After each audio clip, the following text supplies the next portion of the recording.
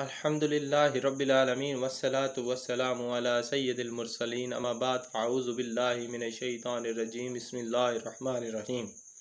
آپ دیکھ رہے ہیں R.Q کریشنز اور میں ہوں آپ کا ہوسٹ راؤ قیوم سعید۔ آج کا ہمارا ٹاپک آف ڈسکشن ہے فضائل سورہ طارق۔ حضرت ابی بن قعب رضی اللہ تعالی عنہ سے روایت ہے، حضور صلی اللہ علیہ وآلہ وسلم نے فرمایا ہے کہ جو شخص سورہ طارق پڑھتا ہے اللہ تعالیٰ اسے آسمان کے ستاروں کے مطابق 10 نیکیاں عطا فرمائے گا۔ کتاب العمل سے یہ بات ثابت شدہ ہے۔ حضرت خالد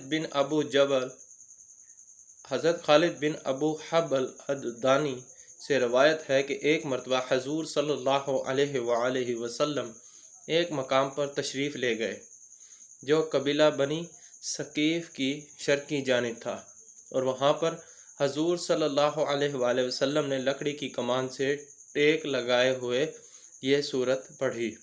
پاس ہی راوی یعنی حضرت خالد رضی اللہ تعالیٰ عنہ موجود تھے۔ انہوں نے حضور صلی اللہ علیہ وآلہ وسلم سے یہ سورت سن کر یاد کر لی۔ جب راوی واپس اپنے قبیلے بنی ثقیف کے پاس آئے تو لوگوں نے پوچھا کہ تم فلاں جگہ پر کیا سن رہے تھے؟ انہوں نے کہا میں کلام الہی سن رہا تھا۔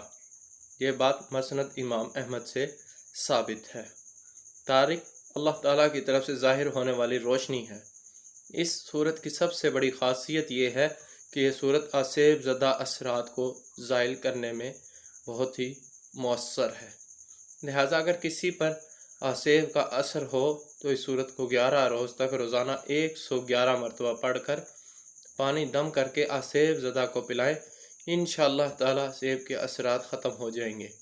اس کے علاوہ اگر کوئی کام نہ ہوتا ہو تو اسے ختم شریف کی صورت میں چند افراد اکٹھے کر کے بعد نماز جمعہ 86 مرتبہ 7 جمعہ تک پڑھائیں، انشاءاللہ تعالیٰ کام ہو جائے گا۔ تو یہ تھی آج کی ہماری ویڈیو، امید ہے آپ کو پسند آئی ہوگی۔ تھینک یو، اللہ حافظ۔